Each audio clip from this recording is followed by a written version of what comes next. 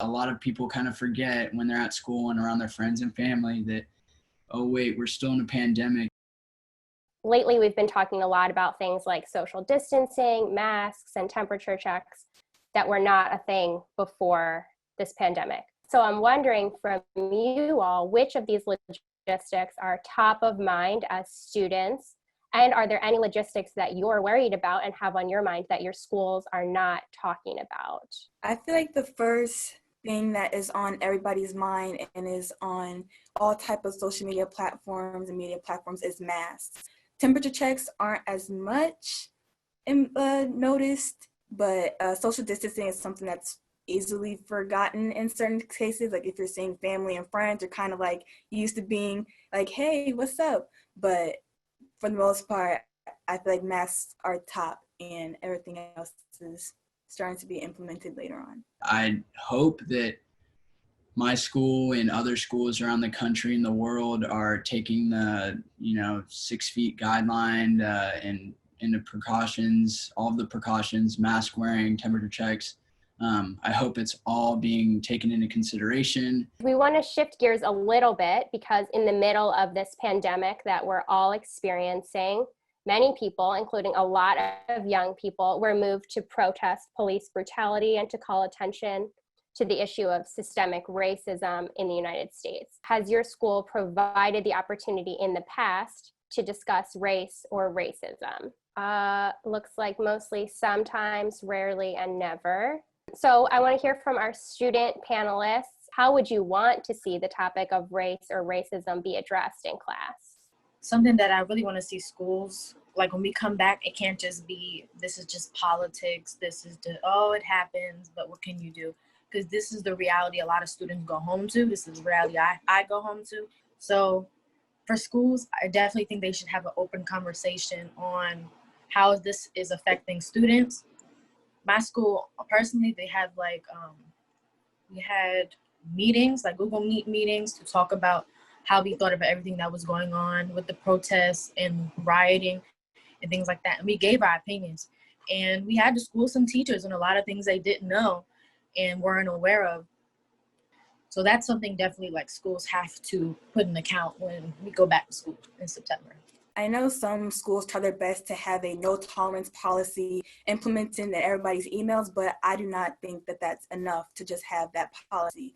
I think there does need to be an open conversation that needs to be had, and for teachers to feel like they need to themselves, just research, keep yourself knowledgeable about it, especially for the white teachers that aren't too sure how to approach the conversation. Just keep yourself educated and knowledgeable and talk to someone who has experienced those type of things so that you can base it off their perspective and that you're not just basing it off the knowledge that you have received. People with disabilities, they're really, really attacked too, I think. And it needs to change. And I think if we create small groups at our schools during advisory lessons at my school, I have an advisory period.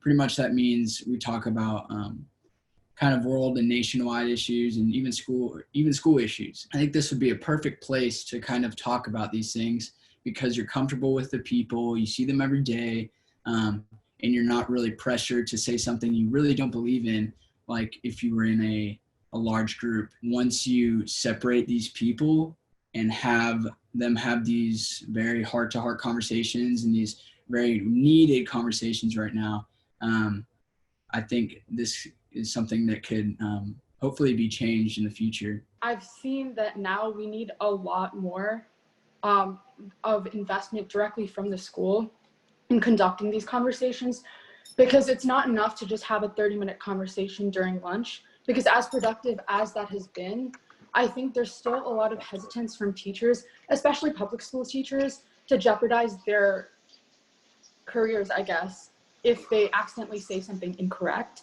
So I think what we need is support for students, but support for teachers too, because they need to know what the boundaries are, and they need to know what is okay to say, what isn't okay to say, and how to actually be trained to lead those types of discussions in class. So that's definitely one of the things that I want to see moving forward.